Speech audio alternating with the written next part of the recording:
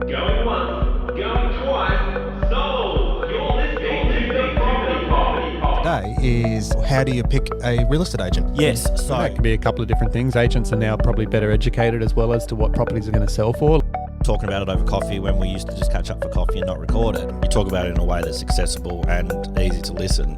If you've been in your career for a short while, how do you take yourself to the next level? Yeah. It was Start really a podcast. Yeah, Clearly. exactly right. Yeah, epic voice. This week on the Property Pod. All right, guys, welcome back to the Property Pod, your accessible and easy way into the property market with your host, Aaron Horn, and I've got my two real estate agents at the desk, Pat and John. How are we, guys? Hey, gentlemen. Feeling good. Wowzers, that was energized. You're obviously loving this nice weather, which is... I am actually because I've been doing the exercising and stuff as well. It feels nice to actually put on some sunscreen again. I was going to say, for a Scottish pale man, Yeah. you're loving the sun. Yeah. I can honestly say I am. Waking up to the sun as opposed to alarms, that feels good. Yeah, no, we're having quite a bumper week here in Hobart, kind of record temperatures at the moment, which is, it kind of feels like that mid-February type of heat. Like it's Yeah. that where school's just about to go back, so now the good weather's back. That's it. But we're getting that early. We'll see. Well, this is just leading into this. What I want to know is, I know you guys aren't Dr. Carl or anything, but I want to know, can you catch hay fever? Why, you think you're getting it worse this year? I've never had it before, ever in my life, and this year I'm sneezing my bejeebers off. Well, what was that case in Melbourne where they had the really heavy rain and there was a friend of mine who did get hay fever and then it really disturbed all the pollen a lot worse. I remember this, yes. And so even people that never had hay fever were getting hay fever. Yeah. Yeah. So I'm feeling like that's happening down here. I know it's zero real estate related, but I just need to get it off my chest. It's just been killing me. Well, I've got nothing. Yeah. Yeah, I'm no expert. You got nothing? Yeah. No, I know Abby gets hay fever pretty bad. So does Parker, yeah. Yeah. Sarah gets it horribly. And I thought maybe it's like if you the ones you love have it, you catch it out of, you know how you can get sympathy feelings? And I reckon stuff that's what it is, mate. Maybe Yeah. I've got sympathy. Sympathy hay fever.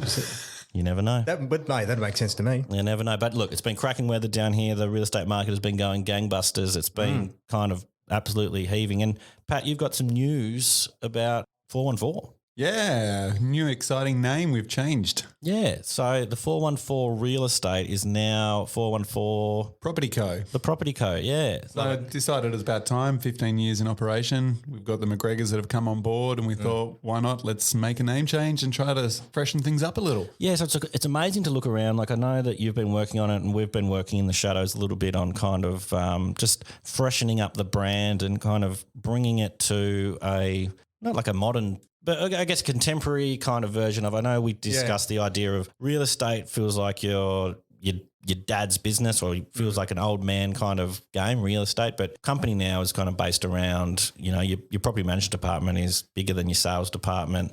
You've got all this kind of life and vibrance. Yeah, I think our average age now is 37 or 38 years old. So we thought it's time to try, spruce up the brand a little. Yeah, I love it. It's amazing the splash of colour. Even just like if you've been into offices here at 414 Property Co, you'll notice that it used to have a kind of quite a dark, really big overlay over one of the walls, and just by putting this mint colour into the space there, it's kind of just lightened up the whole space and changed the whole dynamic. Which I guess talking about Summer, perfect time to do it. Yeah, and absolutely. talking about how do you get your house ready to sell? It's amazing how just the change of a colour, like it completely changed the. Made reception feel way brighter. Yeah, it's nuts. Yeah, So it really goes to show that if someone comes in and says, this is the way to change your house, like take that really dark blue wall out and give it a mint colour. Or even just a white. Yeah. Freshens things up, makes it brighter. Well, that's the thing. If we're expecting our clients to do, we'll make these changes. Well, I suppose we'll just lead the way and do it with the office and the brand as well. Yeah, well, that's a really interesting thing as well. It's kind of amazing to see property management department, like they've all kind of galvanised in this new kind of, their uniforms have changed, the way that they're kind of operating. It's really, really cool to see a cohesive unit from two companies. Like, we started off, obviously we're friends, we've all been together and known each other for years, and you've been working in separate businesses. Coming together, it really feels like this is kind of a galvanising moment for 414. And I think that was the idea. We wanted to get to a point where it felt like it belonged to everyone, not one brand or another. So obviously we could have changed the name completely, but there's been a lot of money spent and years spent exposing 414. So we just decided to freshen it up a little, I guess. Yeah. Well, I like. I do love the idea too that it can evolve on a daily basis with the different colours that. And like we've all got. I just seem silly, but I've got the pink business card, whereas Dad's got the purple business card, and I really like it. And I've already had like quite a lot of people reach out and just say, "Hey, what you guys have done looks really good." Yeah, so for anyone that doesn't know, our concept is we don't actually have a colour anymore. Yeah. So our colour is just our logo, which is either black or grey or white, if Cassie's listening. It's, it's not black, it's 90% black. It's an interesting thing, this kind of brand color. Like I know you can kind of think of Coca-Cola and stuff like that. There's some really mega corporations that will kind of trademark a color sort of thing and it'll kind of become the thing. But if you even think of Apple, the original Apple logo is the apple, but it used to have the rainbow colors through it. And then they've kind of stripped that out to become like this silhouette of what it is. Yeah. It's interesting as a color theory idea or the idea of kind of brand recognition. You could see the red on something. You're like, oh, that is Coca-Cola. Whereas I think the idea of taking that kind of, oh, we've got this certain real estate company's color and being like, no, we're fluid and we will roll with anything and make it work. Like you were discussing an idea of having the signboards that the vendors can choose. Yeah. If they have a preference, they'll be like, oh, I'd really like a purple one. Yeah, so we're starting with 4 colours in our range, and then depending on what happens in trends, we'll take one out, put one in. But we did spend a lot of time thinking about colours, and we ended up with the pastel colour range for a couple of reasons. One, we looked at our demographic and who makes our decisions, and I looked just at my own family. I know my wife makes a lot of decisions, so I wanted to create a brand that was attractive to a lot of females out there. So That's funny because most of us blokes were just like, yep, if you're happy with that, I'm happy with that. So, it is what it is. and look, that's not trying to put it in any other way apart from the fact that most guys are really relaxed and they just agree with their partner. So the second thing we looked at is we wanted calming colours. So we didn't want aggressive colours that made people feel uncomfortable. So, you know, you're signing a contract or you're making a massive decision. We wanted to make it feel like it was. Yeah, rather than kind of having that overarching kind of demon above you on your shoulder being like sign. It's kind of like, let's do this in a calm, easy way, make the right decision. And that's why we brought those pastel colours into the office. We're trying to make it feel like a welcoming space, make it feel relaxing, make it hopefully less stressful for someone when they are making that decision to sign a product. Well, I remember hearing this once before. It said back in the day, it used to be, you know, in the old days, it was the husband would make the decision. So you had to win the husband, win the business. Then it became you had to win the wife to win the husband to win the business. Then it became you had to win the kids to win the wife to win the husband to win the business. But then now it comes right down to you have to win the pets to win the kids to win the wife to win the husband to win the business. So I reckon as far as I'm concerned, these colours are going to appeal to pets more than anyone. I thought pets couldn't see colour. No, well, that's the point. No, look, I like it.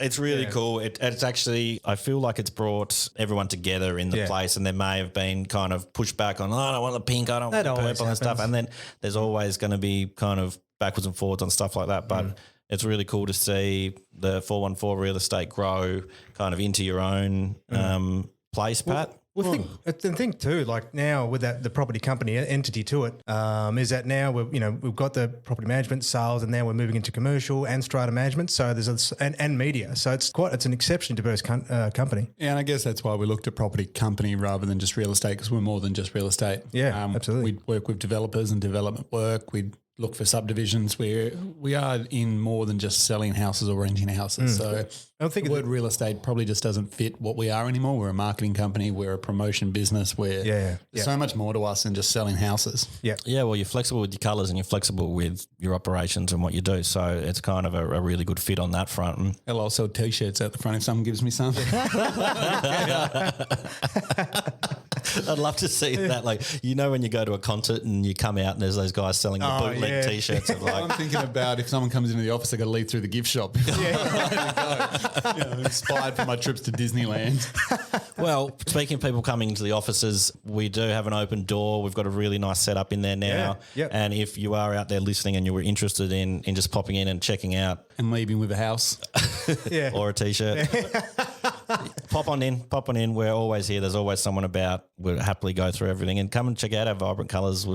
You can even have a go on the pinball machine if you really want to. Yep, or have a photo in the pod studio. Pretend you're on the mics. That's it. Well, because think about it now, Bass is on full time, so it's going to it's going to open up. We've got a lot more time to be able to invest in this kind of stuff. It's funny. I've got him in this morning working on some stuff for me while we do this, but he's got his graduation this afternoon. Oh, good on you. And as I was saying, oh yeah, what's the plan? You know, is anyone going to fall over on stage on purpose or anything like that? Because live streamed as well. So I was like, man, back in the day, we would have had a field day with that, or we would have wanted to. Yeah. But I was telling him about your speech. Oh, yeah. Which Damn it, one? I was going a different path. No, so do you remember? Mr. Roo. He wants some. Do you remember the graduation speech you did? Yeah, absolutely. The Dr. Seuss, all the places you'll go. Yeah, you can still they've still got it in the book actually. Yeah. I live for that book. That was a fun day. Well, no, my mum remembers that. My mum's, John's speech that day was just amazing. I've used a rejigged Dr. Seuss quote on some gift vouchers that I'm handing out. Oh, are you next week. serious? Yeah. Oh, that's great. Yeah, so we've got these coffee gift vouchers and we've reworked a places you'll go saying into talking about coffee. Oh, that's perfect. Because that the Places You'll Go is probably my favourite book of his. But that was, I can't remember which one I started. I think I opened up with that. Oh, is it Welcome? It was something along Welcome All of Life's. No, we're just. It was cracking anyway. Yeah, Look, and your speech is something that you don't really remember any other speeches from any other assemblies, but right. You That's ticked cool. all the boxes there. Oh, thanks for saying, man. Actually, there was one little bit though that is not in the book that we did do. Is I promised my friend Nick Gasper at the time that I would find a way to squeeze his name into the speech. And as the captains, though, we're all designated a certain little thing that we have to reference to the school. And mine was talking about extracurricular activities. So what I did then was I went. Now, obviously, Guildford, you can do a whole range of things. Where it be, you can take up football or soccer or netball or gassy or swimming or. And I just threw his name in Just there. dropped it in as a subliminal thing. No one paid attention aside from him and Webby, who was sitting next to him as well. They're just like, whoa. Oh, we did it. Found a way. All right. Well, speaking of other places we'll go, maybe we could go to somewhere else, something real estate related, because people have stuck with us this far. Would be interested in hearing about the Hobart property market. Another article's come out this week that we definitely want to talk about, and it's about the values rising in Hobart and the rents kind of receding. But John, you've kind of got an opinion about what may be happening. Well, when doesn't John have an opinion? Well, I don't even think they're good opinions, but they're more like I don't know. Well, there's a couple of things that are happening soon. So what Mandy Welling, the REIT president, mentioned in this article is that though rents have receded, it's unlikely that it's best that people don't relax on that laurel because there's a lot that's going to be changing in the coming months. So one of them first that she'd mentioned is that obviously the borders are going to be able to be opening up. And secondly, too, is that the emergency COVID legislation that was in place is due to end on the 1st of December, unless, of course, they do another review of extension. Yeah, so will they be reviewing that to kind of work out whether that's something that needs to be continued, or do we think we're at a point where it's kind of like... That's the idea, Yeah, so I wouldn't take a guess on that. Okay. But obviously the biggest things at the moment that's restricting is, first of all, you can't have any rent increases at all. And also when you do a notice to vacate, it has to be for very specific reasons. So either the owner's, selling it, or they're moving in to be able to do major renovations. So you can't, or in the normal cases where, you've got mortgagee in possession, etc. But you can't just have a, end a lease and then find a new person with a increase in the rent. You still can't do that. So if then the normal, if everything returns to normal, and there's no emergency legislation overriding it, well, of course, there's going to be a lot of rent increases that have been sitting, been waiting to be able to go into place that haven't been able to activate it. Yeah. So I mean, my investment property is a classic example of that. When I purchased it, it was right during the midst of the the COVID part, like about March or April. Yep. And I mean, we already had that discussion with the tenant to say, look, they're on an exceptionally good wicket right now, and they know that the increase is coming, but they would have happily paid on the day, like they weren't had an issue at all. However, the legislation restricted us from doing it, so they've had another 6 months of an even better time, you could say. We've probably covered over this before, but so essentially, it's not an increase just because people are greedy and they want to kind of be like, I can get more money out of it, so I'm going to. It's kind of set off you'll be having extra debt because the rent that you've allocated a certain amount of money to pay off the mortgage is going to be this. So am I making sense? Look, we may as well speak about my circumstance specifically. So at the moment, the tenants are paying $285 a week. The market rent for this property is actually close to about $380. Now, in order for me to be able to ensure that that property is running, taking care of itself, we'll need to move it to about $320 a week, which is still an exceptionally good deal for the tenant. And then it means that I can relax a little bit and they get a really good deal. And also too, it's a bit of give and take because I intend to develop that site. So they're going to be disturbed somewhat as, that we progress with the property. For sure, as development, you see. But I mean, they're more than happy with that. So in my particular case, the tenant's going to be getting a good rent, but it works for me, and everyone's happy. But I think with the point you're going to making, where not everyone's just increasing rents because they're greedy. That's if you look at our portfolio, that doesn't always happen if the landlord doesn't want it. Even if we're going to encourage them to say, look, this is an investment for you. Make sure that you move to the market rent, because you have to consider, if you sell and there's a tenant in place, well, then if you're severely under market, it's going to really restrict your potential to sell. An interesting thought on how things are going to pan out then is because everyone's, the borders have been locked down, we haven't had a natural progression of population growth like we were experiencing.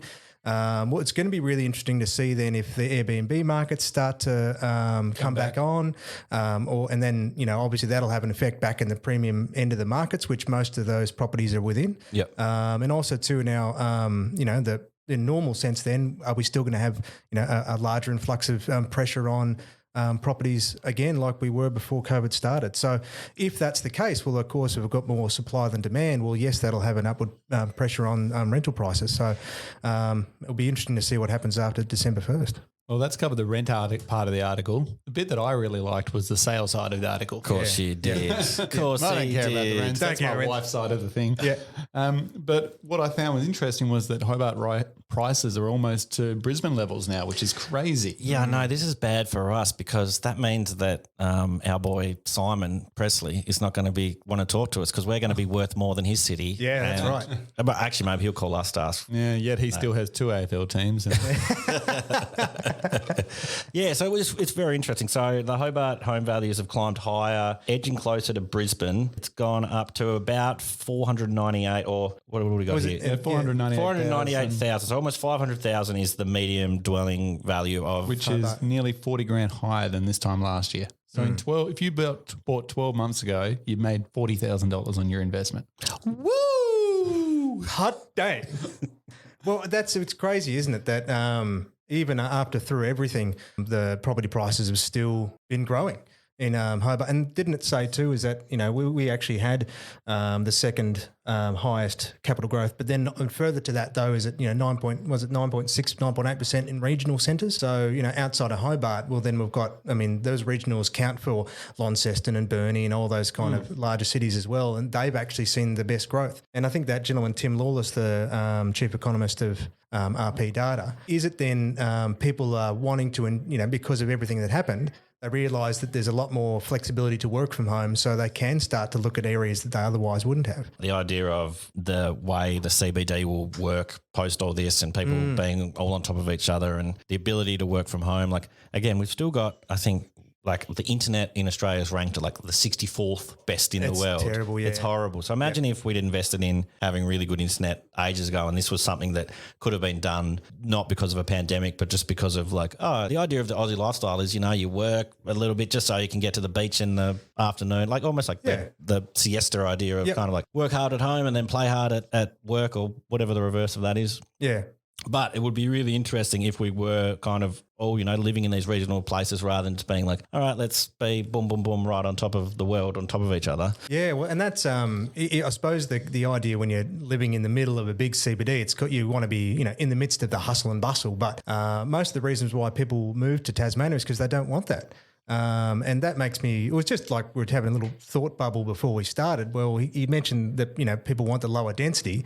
Whereas, obviously we've got these expanding little regional centres. It's like, well, it makes me wonder is, do people want townhouses in Tasmania or do they want the land? I have no clue what that's going to look like, because I know a lot of city planning at the moment, we know that our areas are so underutilised But does the actual public in the future going to want to have more density? Or This they is want to keep it another separate. This is another area where you've got an expert in your back pocket that you've been promising to bring in, and it'd be great to have the mayor of Glenorchy Yeah, well, come she's and. ready to catch up now because the Glenorchy future plan's been approved through council, so they're ready to talk about it. So we can lock her down for an interview when, John? Well, that's up to Christy. Unfortunately, she was for her and I to catch up one-on-one for half an hour. It took us 2 weeks. So we'll. Well, you better start emailing. Yeah, that's exactly right. All right, I'll do that first thing.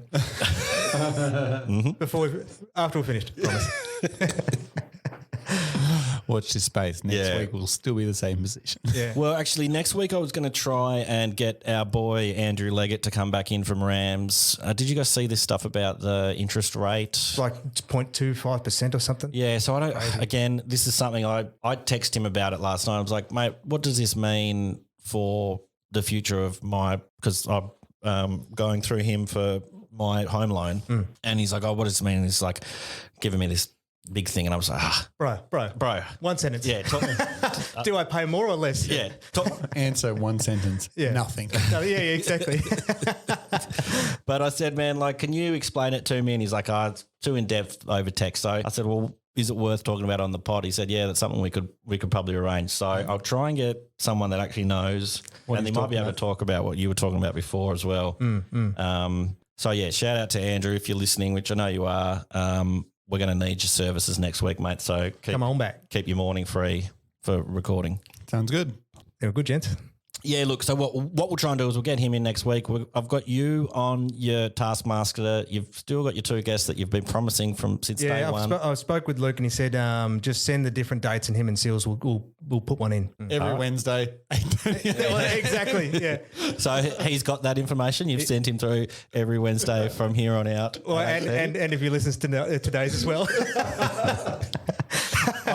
Luke, John's probably not going to email you, so I'm going to talk directly to you. This is just for you, mate. Can you please maybe contact Aaron or I, because your brother is a bit lacking in the department of organisation. We'll even play video games with him while it's happening. Like Hey, we'll that'll just work. record it over the. Yeah, those YouTube stars do those cross episodes. We'll do it. It's fine. It's fine, John. We got this. We got this. All right. Look, thanks for listening. Yeah, we'll be back next week with a really big bumper show. Maybe heaps of guests. You never know. And we are sweating bullets in this studio Yeah, today. it's really hot. So we're going to have to. We're bringing a fan or something.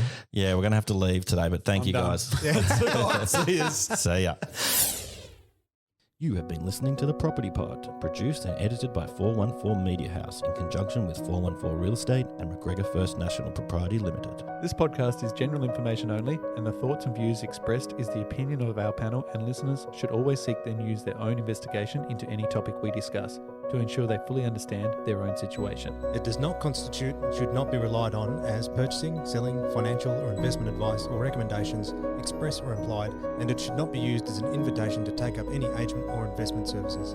No investment decision or activity should be undertaken on the basis of this information.